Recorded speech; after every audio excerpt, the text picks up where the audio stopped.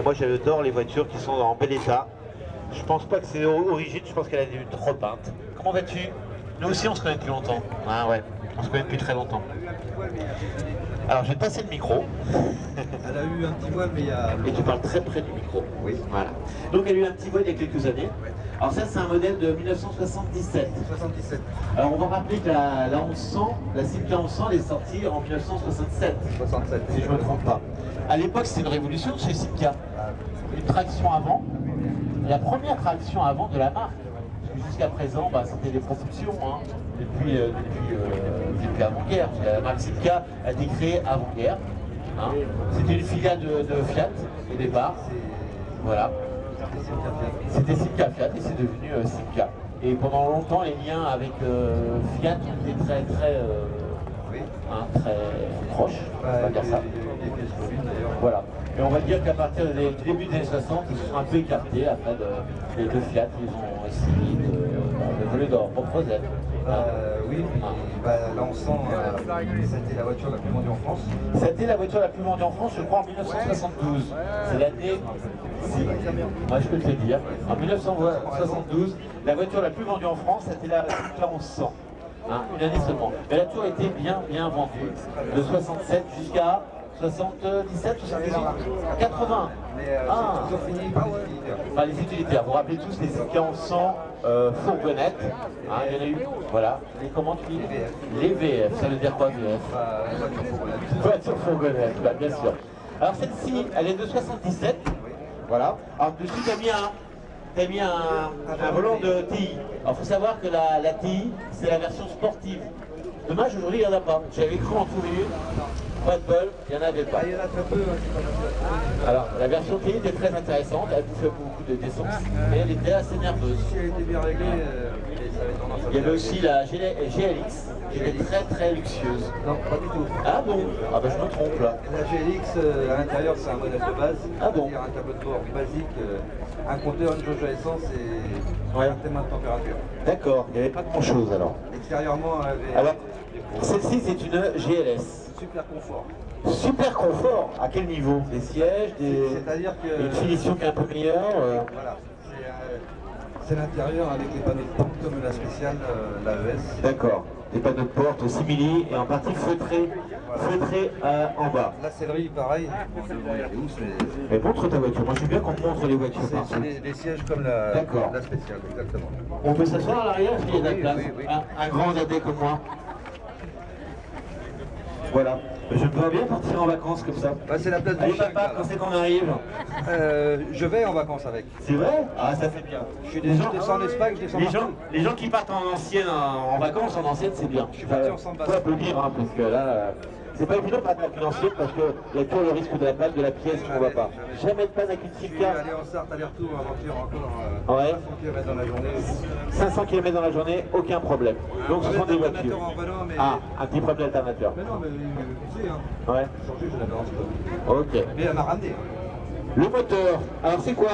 1100, c'est 1100, donc 1100 de cylindrée. 1118 pour être précis. Alors ces moteurs-là ont un petit bruit particulier. Hein, on la reconnaît. Alors bruit moteur, c'est quoi? C'est la chaîne? Chaîne et puis les culbuteurs. Les culbuteurs. Là-dessus, ouais, ils étaient un peu... ils auraient pu faire mieux. Tous les 20 000, Tous les 20 000, faut les régler. Minimum. Ah, ça je savais pas. D'accord. Et donc c'est un moteur transversal. On va dire que c'est l'ancêtre de la voiture moderne, de la traction avant moderne. C'est-à-dire on a un moteur transversal avec la boîte en côté. Voilà. Jusqu'à présent on avait dans les années 60 les premières tractions avant avec la boîte dessous, comme les 204, hein, comme la Mini je crois. Et là, Simca, lui, pour baisser la hauteur du moteur, met la boîte sur le côté. Et ça va devenir en fait l'évidence en fait pour ce genre de voiture. Et tous les constructeurs vont copier ce modèle-là. Hein. Après, toutes les voitures modernes vont avoir ce moteur transversal avec la boîte au bout. Encore aujourd'hui, regardez votre voiture moderne, c'est un V1. Exactement. C'est fait de la même façon. Donc on peut dire que la Simca 1100, elle a été un tournant dans l'automobile moderne notamment en France. Voilà, c'est pour ça que je tenais à la présenter aujourd'hui. Alors, autre chose, elle a des jantes aussi de TI. Alors, je vais te dire pourquoi. C'est des jantes accessoires d'ailleurs, Dunlop, je crois. Oui, tu pouvais même les avoir en option.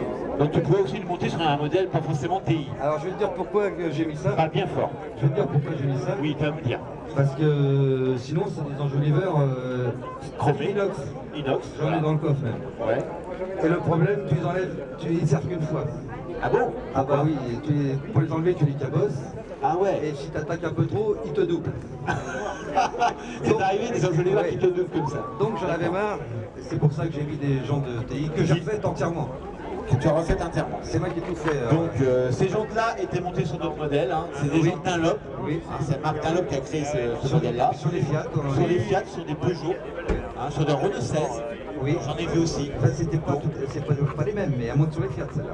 Elles sont sur les Fiat. Oui, bah après l'Antrax c'est différent. Mais je parle du dessin. Voilà. Le dessin, on le retrouvait sur d'autres modèles. Hein. ça. C'est un accessoire d'époque. Et sur la TI, elles sont d'origine, la TI D'origine. avec ces jantes-là. Hein. D'accord.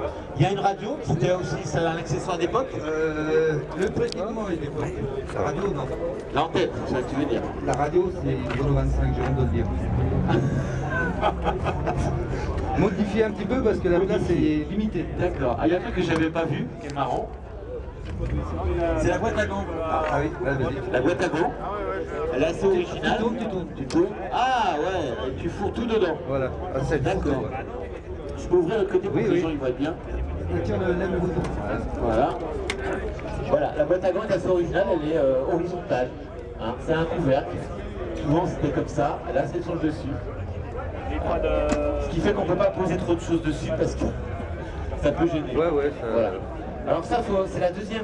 Il y a eu deux séries chez Simca. Ça, c'est la J'ai pas première, dit, ouais. sur les Simca on sent. Il y a eu deux séries. Et là, on est sur la deuxième série avec le gros tableau de bord. Voilà. Hein. Les premiers modèles avaient un tableau de bord plat. Oui, Avec il y en a des une, manos. là. L'autre, c'était un. Ah oui. Il y en a une d'arrivée. Il y en a une d'arrivée. On va tranquille, ça sera pour une prochaine fois.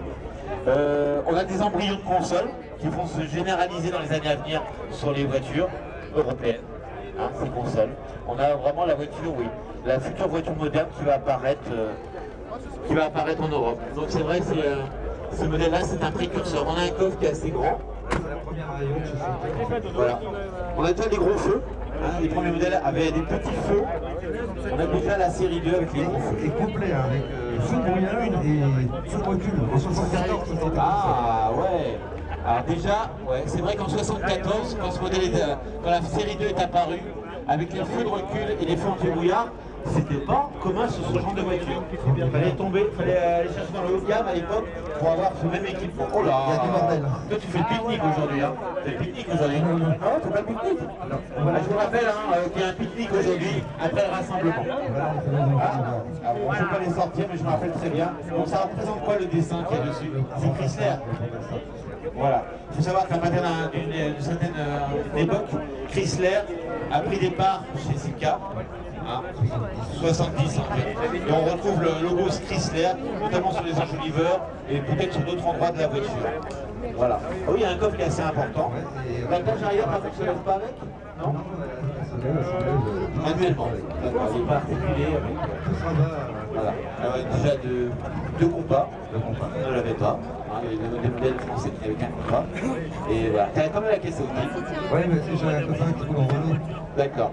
Écoute, merci d'avoir présenté cette voiture. En Renault, là. Bravo. Ah, c'est pas vrai. Alors le petit chien, un classique hein, des voitures des années 70, le petit chien avec la tête qui fait comme ça, là. Tu le fais très bien, toi, le petit chien. J'ai une vraie aussi. Ah, t'as un vrai chien? Ah ouais, il fait pareil aussi. Ouais, pareil. D'accord. Et pareil aussi, hein, sur les séries 2, la lunette arrière agrandie. Sur les premiers modèles, la lunette arrière s'arrête à peu près ici, Elle était cassée. au niveau de la moulure. Bon, le haillon était cassé. Il était plus cassé. Genre 204. Voilà. Voilà. Et je préfère beaucoup la deuxième version, Moi aussi. avec la grande lunette et le haillon mieux intégré. Voilà. Voilà. Meilleure visibilité et garde place dans le coffre. Ok, on va te laisser repartir, on va écouter ton moteur. Avant, tu vas faire tourner ton moteur, puis on va te laisser repartir. Alors, le bruit du non-sang, on le reconnaît entre mille, parce qu'il est caractéristique, c'est dû à sa distribution. Hein. Hein, ce petit bruit que vous entendez là, c'est la chaîne de distribution. On reconnaît une non-sang comme ça. Il faut dire que ces moteurs-là ont été montés aussi dans des Matra, Murena, Taguera. Ouais. On va laisser passer les stafettes. Les stafettes. Je cherchais le propriétaire tout à l'heure, je ne l'ai pas trouvé. Dommage.